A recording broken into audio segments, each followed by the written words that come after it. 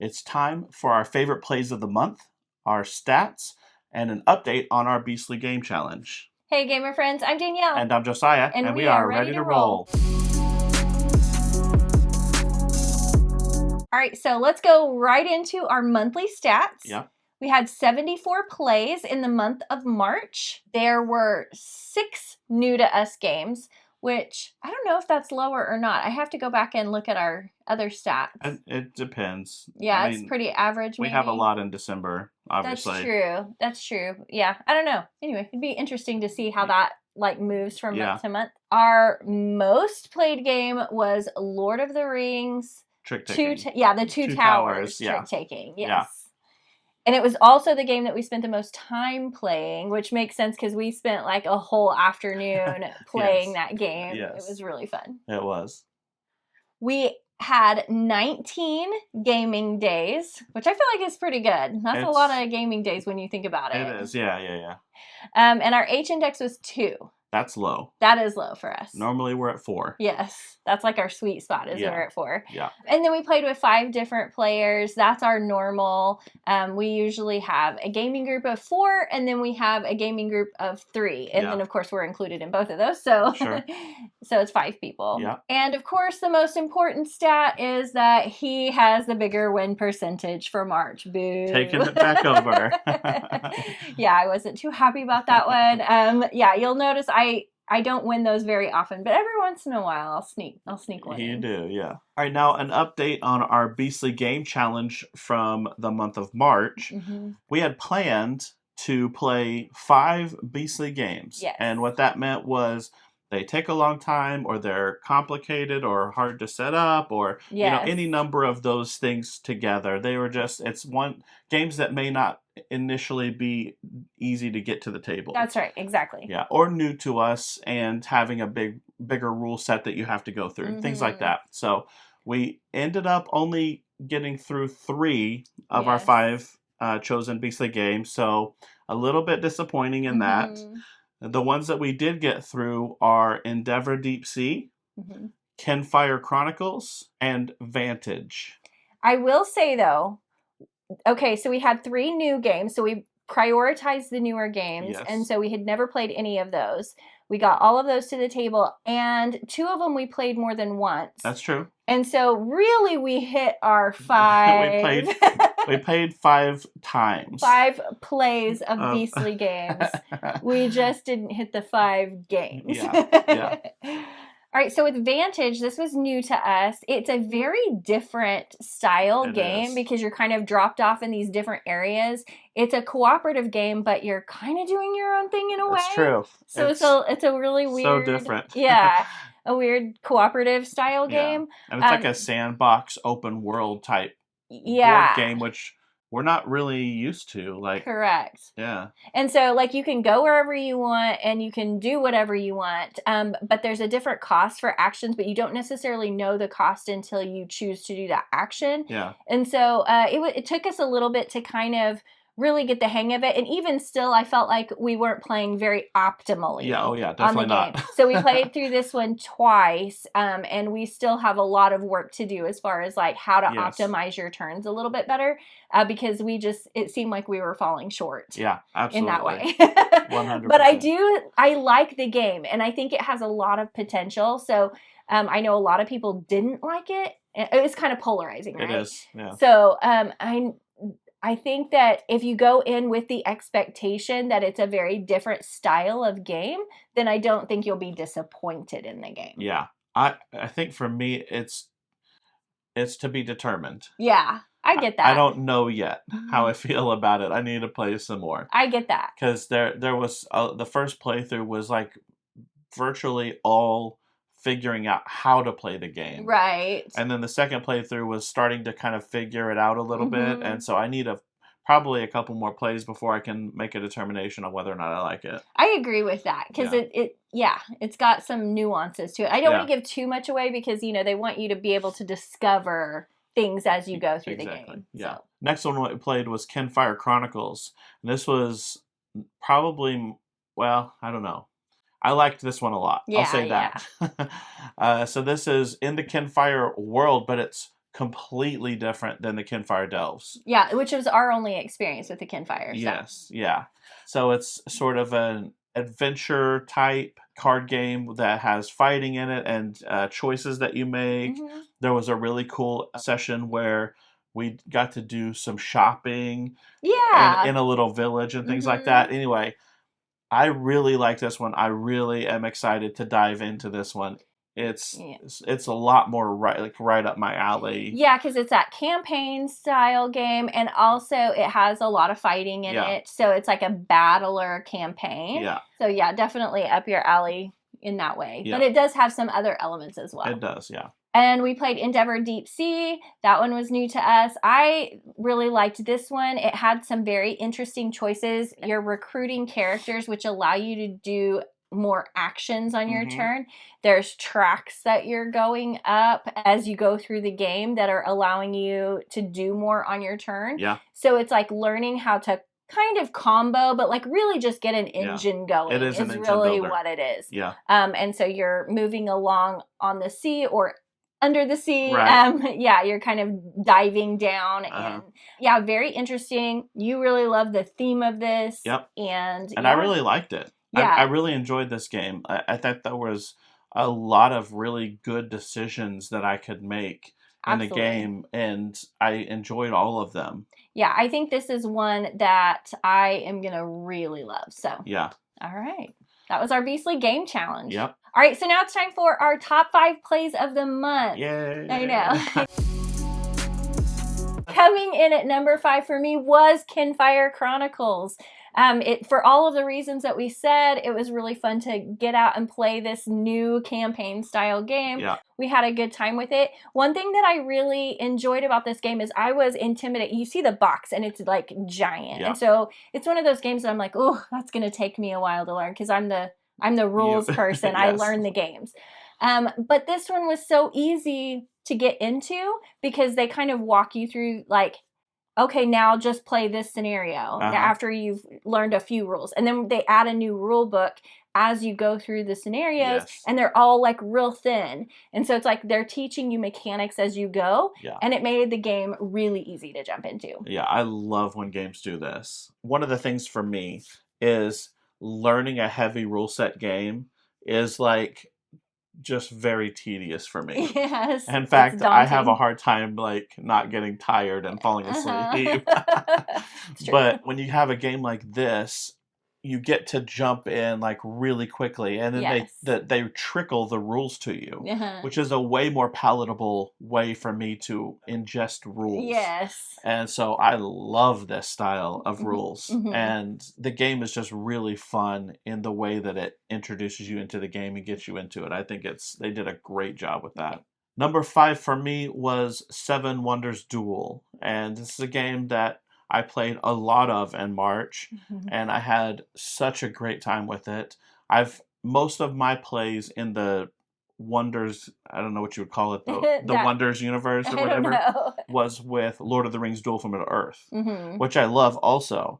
But I might like Seven Wonders Duel more. I know, that's crazy, but I get it. Yeah. It has a tiny bit more to it, I feel like. Yeah. A little bit more. Yeah, I think so too. I mean, obviously I love the theme more of the Lord of the Rings Duel from Middle-earth, but the Seven Wonders Duel for me just like it flows and clicks really well, and I just have such a great time with it. I love all the decision making that you make and all the different paths that you can win. They all make sense to me. There are games that have a lot of different ways that you can win that I don't really follow all the ways, but this one I do like, and I can go any of the paths and have a great time with it. Right. So I really love Seven Wonders Duel for that. I would love to know, like, in the comments, if you've played both of those games, which one you like the best. I'm just curious what people are really enjoying, which one they kind of prefer. That's a great question. Yeah, let us know down below. Okay, my number 4 game is a game that we got in March, or actually we may have gotten it in February, but we didn't play it until March, and it was called Tether. Yeah. So it's a card game. It's a 2-person card game, and you kind of play opposite sides of the table because someone is building out horizontally and the other person is building out their cards vertically. Yes. And like if I lay down a 14 and it shows 14 on my side, on his side, it's going to show 41. Yes. And so you're kind of building off of those, and you're in space. So there's like, you can make different clusters. Yeah. Yes. And then you can actually, if I play a card, I can join clusters together. And once they hit a certain threshold, you gain points. So if I play a card and it hits, I can't remember if it's like 7 and 10, cards, 14 or something like that. So once it hits that threshold, then I gain the points for that. Or actually both players gain the points for how many cards they have in that, whether it's vertical or horizontal. Yes. Anyway, this was such an interesting card game. Yeah. Very different from, I think, any card game we played.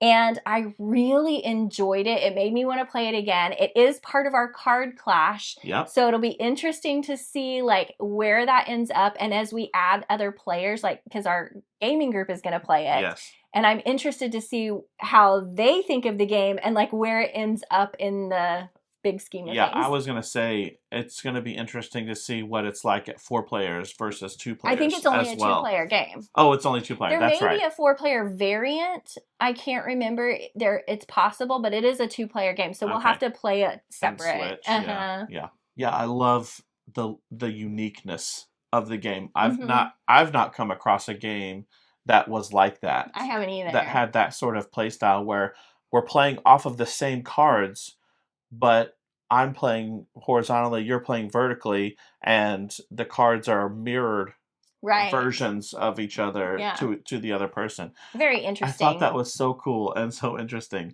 Yeah, I'm really looking forward to seeing how this one stacks up for sure. Number 4 for me was Endeavor Deep Sea.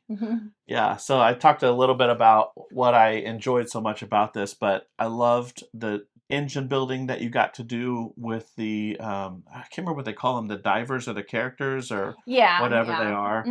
And the fact that you have tokens and the tokens determine how many actions you can take. Right. That I love that. And the different things you can do in the sea. So whether it's dive or move and gain resources and the conservation and all of those things. I loved all of that, and the theme is just right up my alley. And so this is a great game. I really enjoyed it. My number 3 game was actually Paint the Roses. Yeah. So we got to play this game at 5 players. Yes. So Isaac came and did a video with us. If you guys haven't watched that, you should go watch that. We'll introduce Isaac to you. He gives his top 10 games. But while he was here, our other gaming group came. And so there were all 5 of us, and we decided to play Paint the Roses. And it was so fun because if you've watched our content, you know that we played Paint the Roses very wrong. So wrong.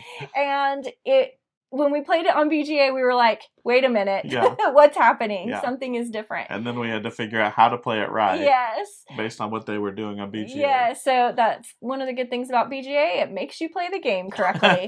And so anyway, we were playing Paint the Roses at 5 correctly. Yes. And I don't know, the experience was just really fun with all 5 of us. We'd never played it at 5 either. And so it was just a different type of experience. Well, it made the challenge a lot harder. The challenge of the game. It made it easier. Well, learning how to play the game the right way made it harder because we were playing it way wrong. We were making it too easy. No, I know that, but I'm saying I think that playing it at 5 is easier than playing it at like 3. Oh, I agree with you on that. Yeah. And so, anyway, it was just a really good experience. Yes. And just trying to figure out, okay, who's going to take an easy card? Who's going to take a medium card? Do we need hard cards? Yeah. As we're trying to navigate the deduction part of it. Yeah. Running away from the queen. It was really fun. Yeah. Number 3 on my list was Flip Tunes. I know. And trust me, I tried to find a way to not have this on my top 5. I really did. I went through the games. I'm like, Fliptoons is there. It's in the top 5 experiences of the month for me. But I mean, is there any other game I can put in here besides Fliptoons? Because I've talked about it so much. And I couldn't. I just couldn't. It's such a great game. Yes. I'm having so much fun with it. And it had to be on the list. Again, this is one that our gaming group has never played. That's true. So this is going to be really interesting because when we do our card clash, it's going to come into play. And I am excited to see what they think about it without you influencing them. Right. I want to see where they stand on Fliptoons. It'll be really interesting. It will be. My number 2 for the month is Lord of the Rings: Two Towers Trick Taking. Yeah. You saw it was part of our statistics. It was our longest played game, and it was our most played game of March. And it's just such a good experience. It's got to be up here in the top 5. I loved every minute of it. We played with our 4-person gaming group. Yep. And that's who we played the Fellowship of the Ring with. And so this was just really fun to start this new session, basically. We got stuck on one of the scenarios. Yep. And it took us forever to get it, but we were just like so determined. Yeah. And then when you do, it feels like epic and fun. You're like, oh yes, we did it finally, you know, and it just feels like this great accomplishment. So anyway, that's what made this such a great experience. It was. And it was the very last scenario. Of part 1. Of part 1. Of part 1, yeah. Yeah, I won't say too much about this game yet. My number 2 is Lord of the Rings, Two Towers Trick-Taking Game. Yeah, that makes sense. So we had one true crossover. Yes. So yeah, for all of the same reasons, I love the theming that they put into it. It's one of the best, if not the best, at least trick-taking game, but maybe card game that I have seen or played.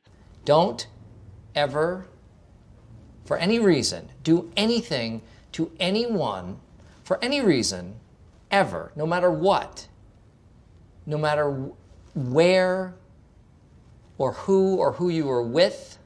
That the theme was so perfect. Yeah, I agree with that. It incorporates a theme so well. It's so good. And because if you know the movies or the books, it is like you feel like you're walking through the books or the movies while you're playing. Treebeard does this. Yes. Of course he does. Yeah. You know, like it just all makes sense of why the cards play the way they do. Yeah, so that made the experience so good. And it's just a great trick-taking game by itself without the theme.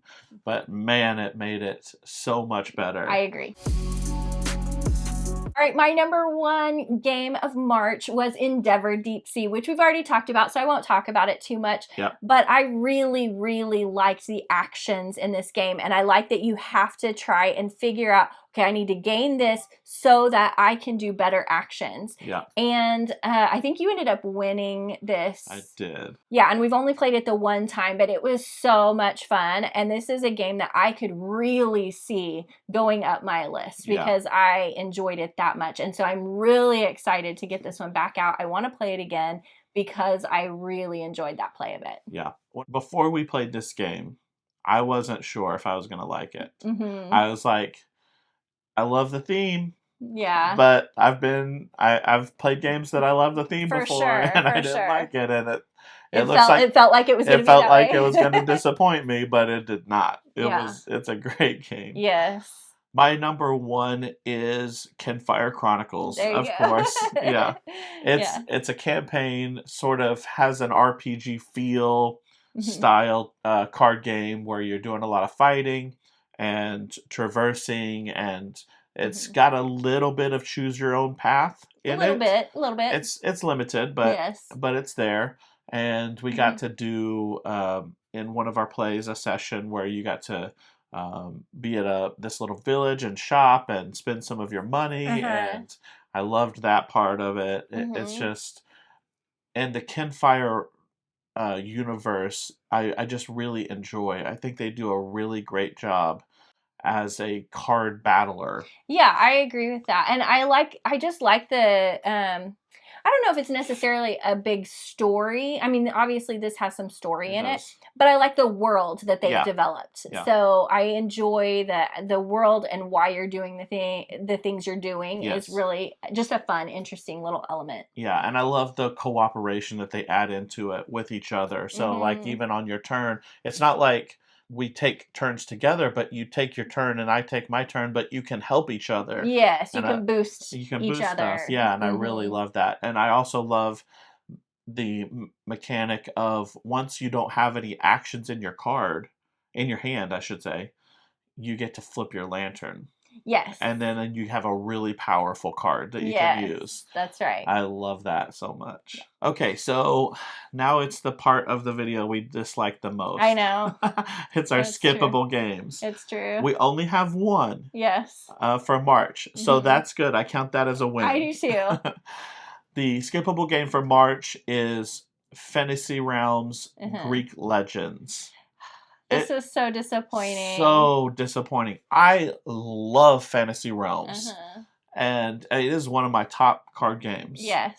But the Greek Legends version was really bad. They could have done something with it.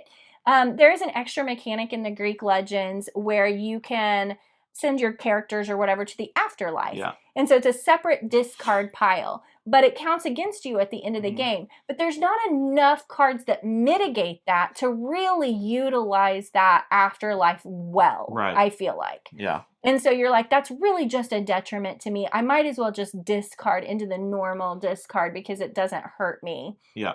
And so it felt like a mechanic that wasn't utilized very well. And then the characters, the art, the characters, the theming of it was awesome. Yeah. Like great. Greek mythology, super fun. They did a really good job with that part. And then I just felt like each individual card action, I don't know. It fell flat. It did. That's really what it is. Yeah. I can see if you got just the right cards. Yes. To utilize the afterlife and make it a build where that maybe works.